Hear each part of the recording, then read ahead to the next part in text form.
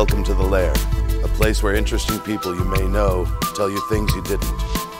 So grab a chair and your favorite vice and get comfortable. There are no rules in the Lair, but there is Laura Babcock. You know her from TV, and she is not into media monogamy. Let's find out who else is in the Lair. What's your opening? It's hilarious. So I've never had anyone sit down and say, so a man walks into my store, gets to a book. We won't tell the story because you told it the last time you were here, and we decided not to air that Laircast. It's the only time that we haven't aired a recorded Laircast that we've done, with the exception of when we lost a Laircast, but that's coming up soon. I'm still going to get heckled by Tom Cooper about that. The Lost Files. He thinks it's a conspiracy with the provincial government. It was not, Tom, I assure you, but we'll get into that. But we didn't air one of your Laircasts. You did one with us months ago. It was great. We invited you back. We got into some territory that we decided we weren't going to put out there for, wanting to be fair to people's families, etc. So that's as much as I'm going to say about that. But for the listeners to Laircast, for fans of yours who were hoping to hear that episode, they don't get to hear that one. But we've got a lot we need to talk about. There's a lot that's happened even since then, a month ago. Well, it's the never-ending story here. The twists and turns, both really positive twists and I don't know that they're really negative, but they're troubling. But even since we last sat down, the issue that's generating a lot of attention right now is, of course, the one about council considering the ward boundaries. Yes. And that's something that at Art Crawl you were involved with that petition on that. The petition is big enough now to go to the OMB if council decides not to revisit the issue. I kind of like this story because, I've heard the issue percolate over the years, rep by POP and blah, blah, blah. But what I love is that the activist community in Hamilton is so sophisticated and well-oiled these days that this is one of those situations where if council doesn't want to deal with it and they want to kick it down the road till next term, they can't. There is a mechanism in place where citizens can say, we have the signatures, this can go to the OMB. And what we've seen is a couple of councillors, the ones who have the largest wards, saying, we don't have the money right now, we think we're serving our citizens just fine. We have a former mayor, Larry Deaney, who wrote an op-ed on the weekend that I was criticizing him about, which I think missed the point. The fact that, people in one area where there's 14,000 people in one ward have a councillor at the table, an area where there's 60,000 people has one councillor. I don't think by ratio it's quite fair representation. Long and short of this is this issue's really come up since you were last here in terms of the petition, etc. How are you feeling about it now? You did a pretty interesting cartoon on Facebook the other day about it. I did. I thought it was pretty good. Well, you summarized all of the positions better than I just did. Yeah, well, the thing is, at History and Heritage during the Art Crawl, and I would love to talk about the Art Crawl, but later. Yeah. So my petition, or at least the petition, the blank forms I had, it's not my petition, it's a whole team of people, but the one that I had at History and Heritage was at the back at the counter. And yet I ran out of sheets. We filled them. And it's a very mixed crowd that comes in there. And the fact is they have to make their way to the back to even talk about it, to even know that I had a petition. And I would caution councillors on this. There is tremendous diversity of signatures on certainly the 83 that I submitted to this 680. All people want to do is talk about it. Right. There is no recommended solution in the petition, nor was there there were any suggestions of solutions by people who signed the petition, at least not with me. Sure. What they simply said was, I think we should talk about it. Right. We don't know what the best answer is. I'll say this because Larry Deaney's been pretty vocal, at least in social media about this. Larry seemed to think that this petition was about crushing farmers. It's like, please, Larry, get a grip. Well, no, I think that's the go, and I'm not going to put words in Larry's mouth because God knows we'll fight about it anyway on Tuesday. Sure will. And so will Larry and I. Yeah, exactly. But I think that's the go-to argument that they're trying to use to say, stay out of council's business, don't muck around. Council, as he said, is finally harmonious. So by saying, you're beating up on the poor farmers if you complain about that particular ward. Nobody is complaining about farmers and the kind of representation they have. This whole thing is about saying... It's an absurd response it is, on his part. but I'm just saying, I think that's a card they're trying to play, right? While at the same time saying we don't want to make this an us versus them argument. Nobody's saying that.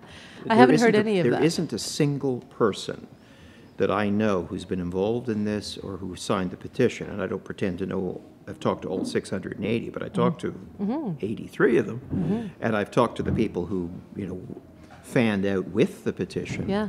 Not once have I ever heard any debate about, well, those horrible people in Flamborough are getting, a vote and we're not, and so on. But you can't look at 17,000 and 64,000 and say it's fair. It's absurd. So what is correct? I don't know. But I do know that we should talk about it. But people are saying, so here are the arguments coming against it are from former mayor, sitting councillors saying, too expensive to open it.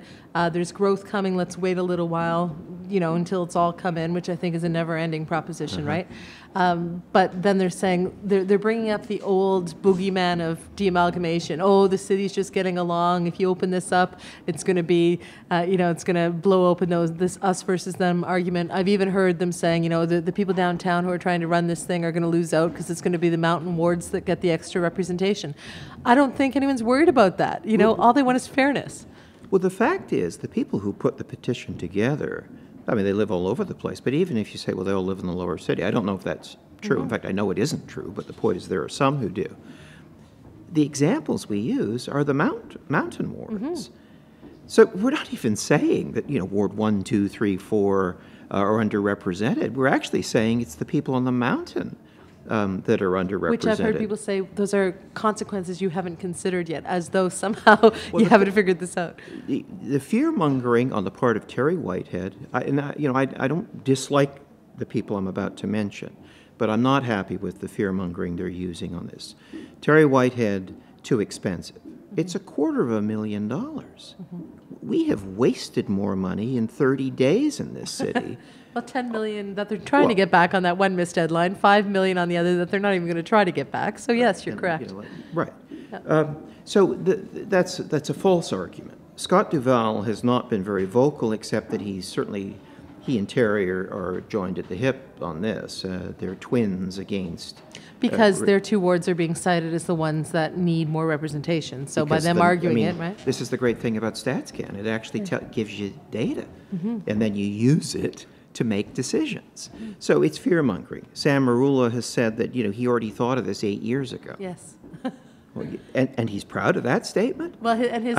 why would you say such a thing? His further comment, though, if you read his email, it said, and the media didn't pay much attention to it then, as though somehow, had all of us been speaking about it more, it would have gone through. Right. Well, Sam, we're paying attention now, so thanks so much for being so patient. And then we've got Larry, who will take a run at anything these days. Yeah. So, Larry sees these, quote, downtown people who are anti-suburban types. So what's suburbia? Is Scott Duval's ward suburbia? Some of it is.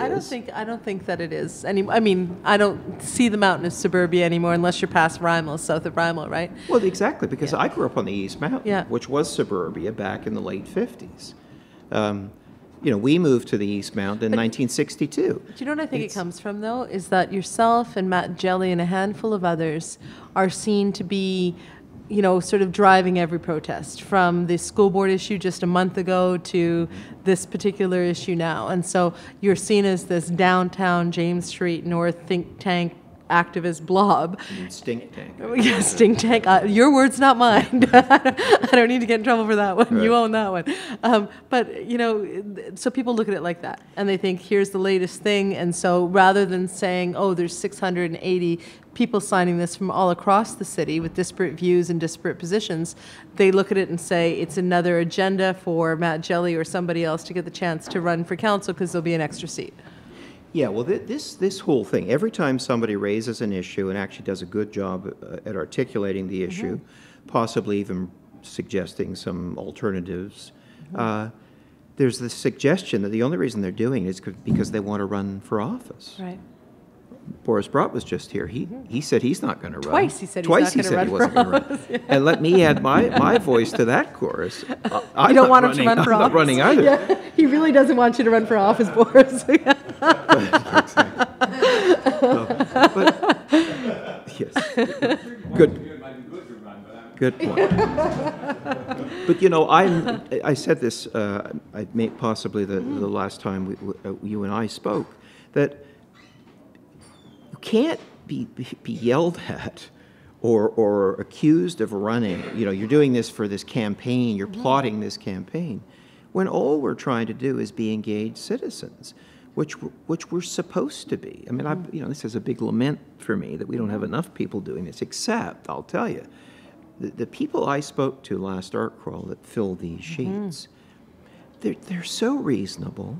They weren't talking de-amalgamation. They were simply saying, I think it's a little out of whack. I don't know what we should do to fix it, but I'm absolutely sure we should talk about it.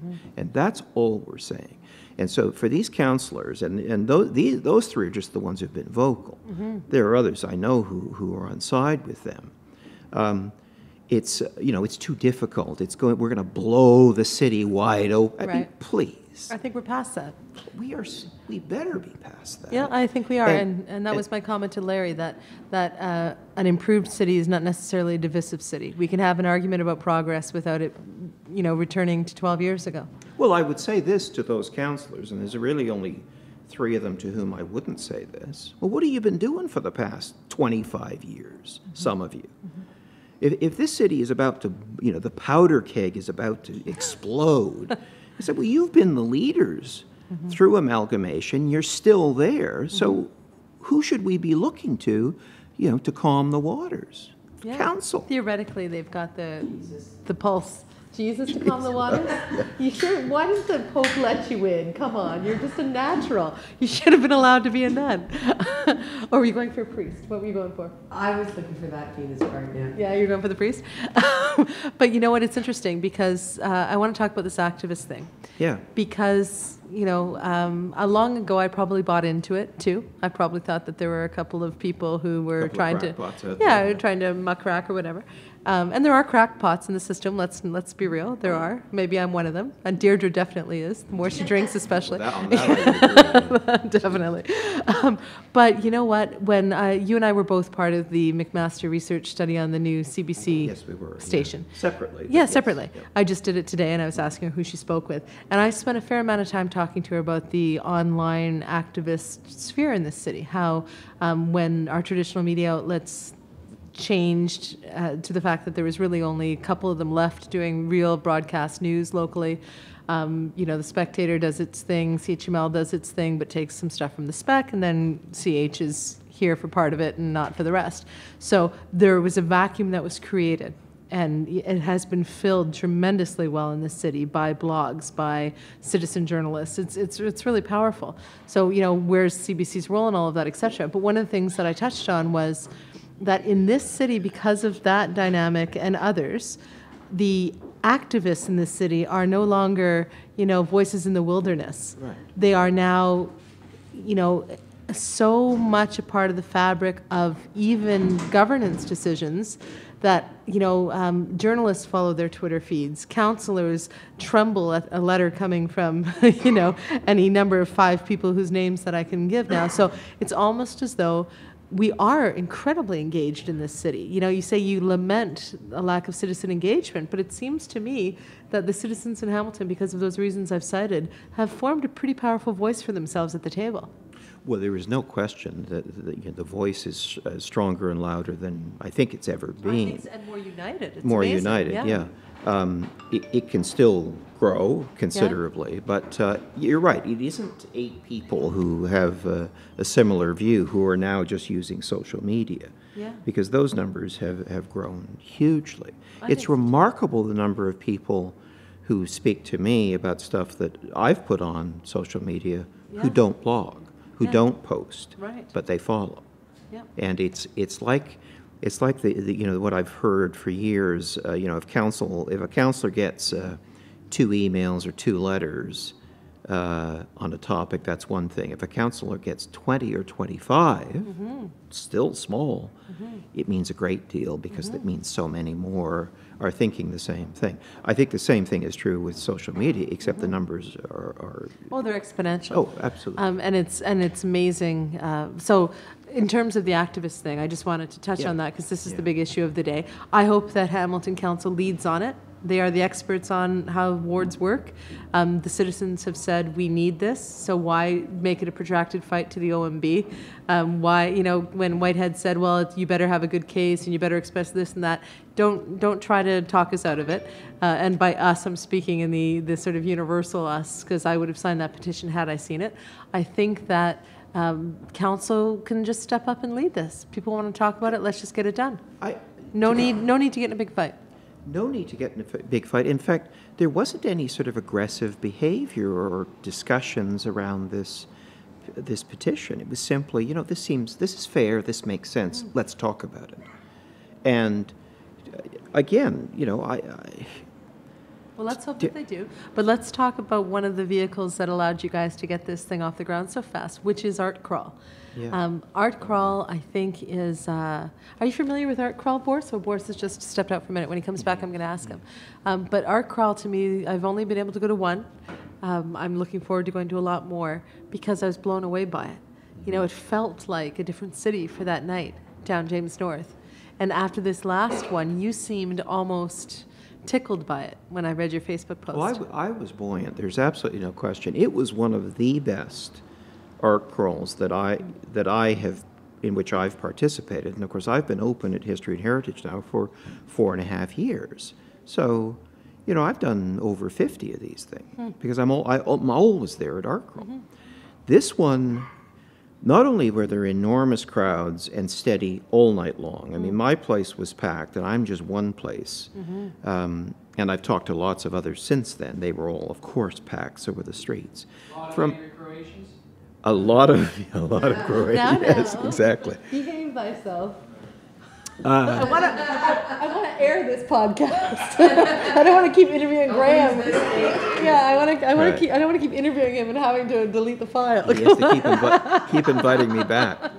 Yeah, a guy walked into my store and picked up a pen. No. All right. No. But seriously though, it's seriously about joy. The place was packed from 6:45 until I closed at 11:30, and I could have stayed open. Did you say seriously about joy? Joy. I love that. Okay. Yeah, because this was a joyous evening. Yeah. This was so celebratory. There was a vibe. There was a positive energy. We're signing petitions. We're having fun. There are street musicians. Sounds like an activist dream. Well, it's amazing. Street musicians, happiness on the streets, no problems. And I talked to Sue Monarch at Tourism the next day, or not the next day, but the next week. I said, so how many people do you estimate came through the tourism office in the newly reopened Lister block that day? And she said, we absolutely estimate between 5,000 and 6,000 people through a tourism office. It's amazing. Now, but I've just written a piece for Urbanicity. Have you submitted it yet? I have submitted it, and it's been accepted, and it'll be out in a week. But it was the Lister block was the catalyst for this piece, and I don't want to do the cross promo stuff, but I do want to say this because it's heartfelt. The title of the piece is "Can Memory Build a City?" And for me, what happened that night, in part on that street certainly, but in part in that building, and because of that building, because I visited, I talked to people during the day, there was just this sense of, this is my Hamilton, this is what I remember, this is the kind of energy and pride that I felt back then. It's amazing. But there are also, you talk to younger people who only know it as a boarded up disgrace. And they're celebrating too, because it went from that to this. Well, I think on the O show I called it Lady Lister, and how her glow kind of cascaded down Art Crawl. You did indeed. I saw that. From what I was reading off. You were absolutely right. But I wasn't there, but just reading your Facebook post That's what and others, happened. it was this sense that, it lit all of you up that night. So, Graham, the reason why I asked about the Urbanicity article is not to see who gets your Laircast or your comments out fastest.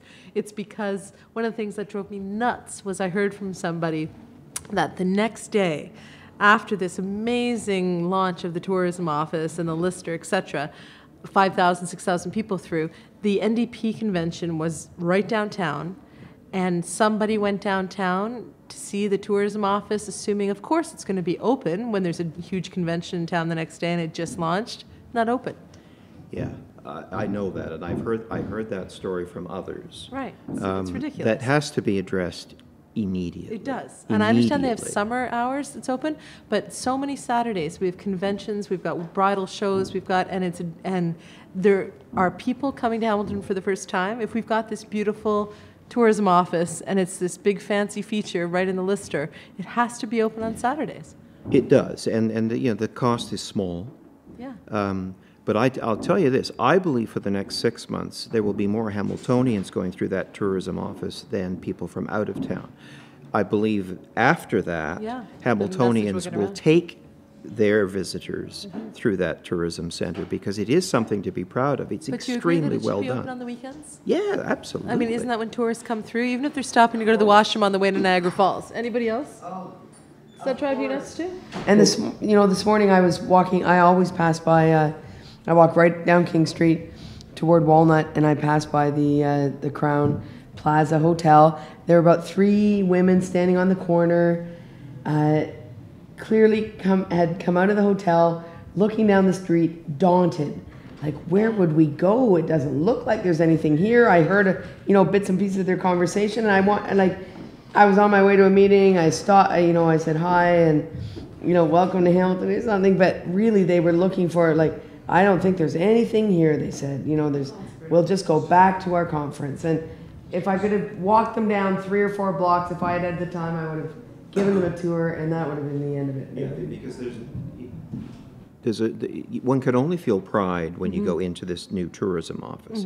This isn't the land of pamphlets anymore. And don't we still have downtown ambassadors, or are they gone? Because that was their job. That was my job today. Yeah. And, they're gone now? They're summer students. I think they come out in the summer. I'm a downtown ambassador too, but just not officially. Yeah, well, no, and you're much more than that. I mean, when Boris was talking about the fact that he needs to get more engaged, he was pointing over at you, right? Well, you're sort of setting the template for people. Well, except I have the luxury of time, and he doesn't, because he's doing things internationally. I'm not. Oh, well, I'm not suggesting he wants to start doing cartoons on Facebook. Oh, they probably could. There are other ways to be engaged. He could write songs. So Art Crawl is a beautiful thing. It's Art you've Crawl written is an a article beautiful thing, on can a city be built on a memory of that night, a memory of a better past. Yeah, because if you think about, memory is built on facts, episodes, and feelings in that order. So fact is the Lister block. It's a name. It's a building. Episode is basically the movie that plays in your head when you think of the Lister block, whatever that is. What a movie for everybody. Yeah. And feelings they surround the episodes and the facts. That's how the brain works. Interesting. And so rather than just saying, well, isn't that sort of interesting? It's how do you mine that? How do you use it? How do you tap into that so that to make decisions about moving forward? So it isn't just about, well, is the building old or new? Would a new one be better than an old one? Can we repair it? It has to be about more than that. I think, after all, I was at the Governor General's luncheon last week, and one of the things that David Johnson said was, space defines us. Yeah.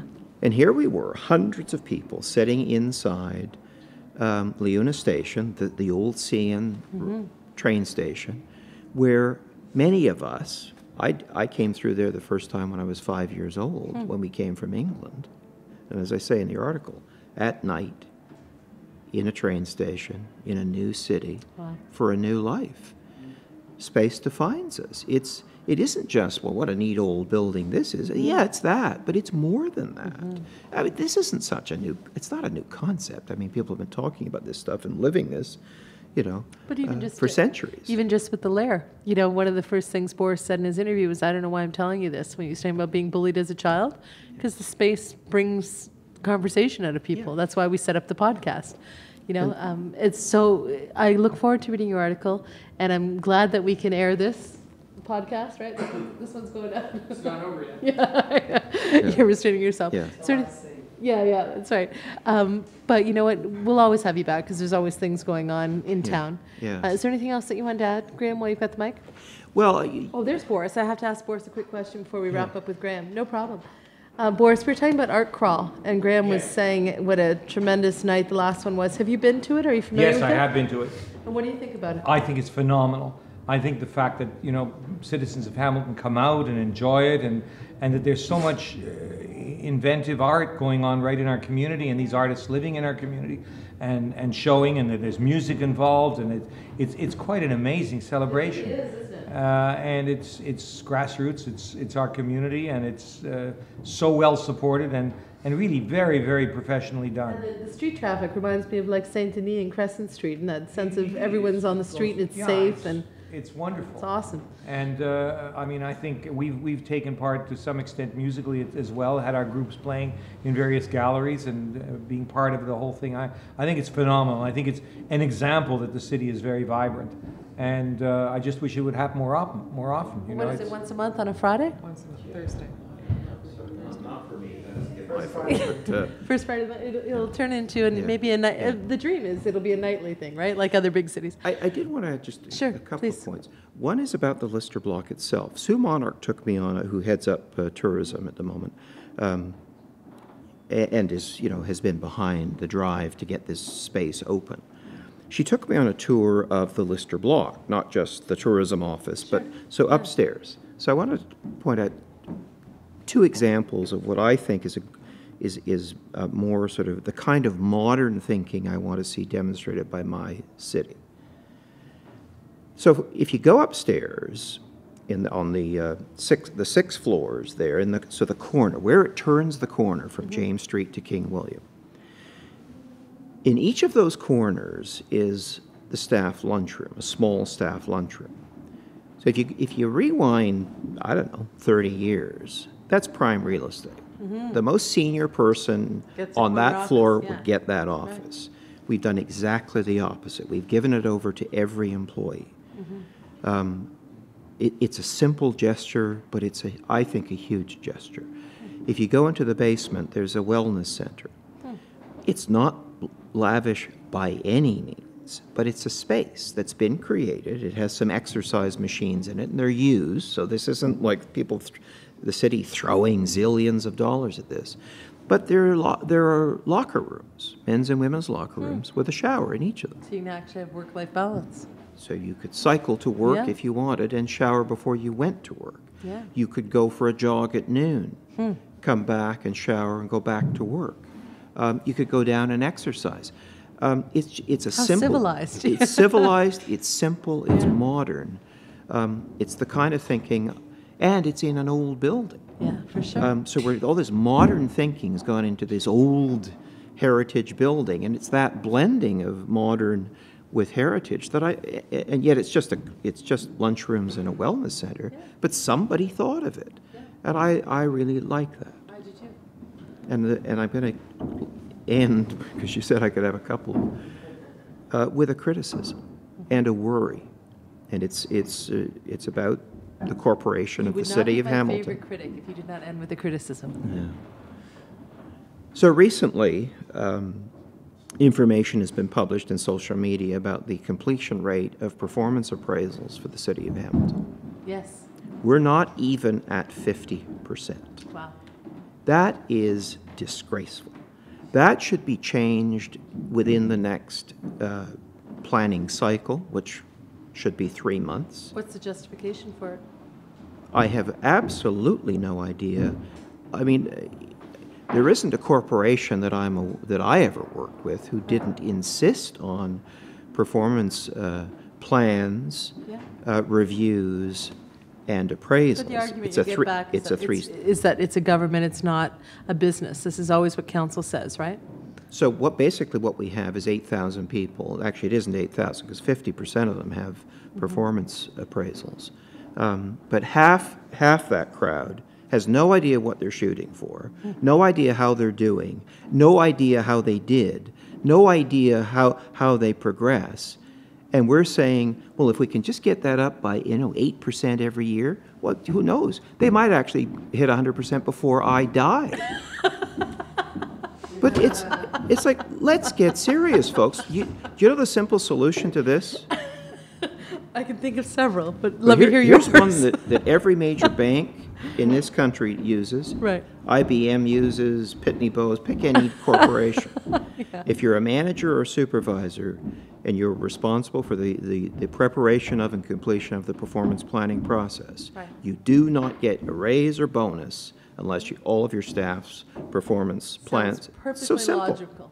Simple. And what else is your job as a manager if not to understand the performance, the needs, the growth, the education of your team? So it's a call out to Chris Murray, who, by the way, since I was last on an aired Laircast,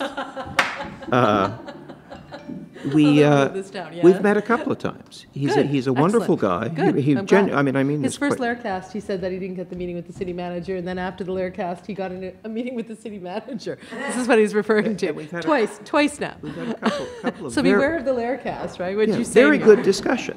Just generally nothing, and they're confidential. I have not betrayed the confidence. So you're saying, Chris, let's please find out how your team is doing. This is critical. This isn't a nice to do. This isn't and anybody who views performance planning and appraisal as paperwork doesn't understand the power of them. Absolutely. People need them, and the corporation needs them. Do you think that the city did a good job redefining its vision? Because I know that's one of your other sticking points. No, I don't. Not based on what I saw. I mean, maybe there's more to it than They help define what accountability means. They do, and we've added a value. Yes, we've cost effectiveness. No, we didn't add that value. They wouldn't let it be added. No, all they did was roll it into the definition of accountability. You're absolutely right. They thought right. it was already yes, implied. Brett Clark. Yes. So when I was reading it, I was thinking of you. So they've got work to do on that. They need to get their performance evaluations appraised. Let us talk ward boundaries and Art Crawl, the Magnificent. Thanks so much. Thank you. We'll have you again. And we'll air each one, I promise, swear to God. Thanks, Greg. Good job.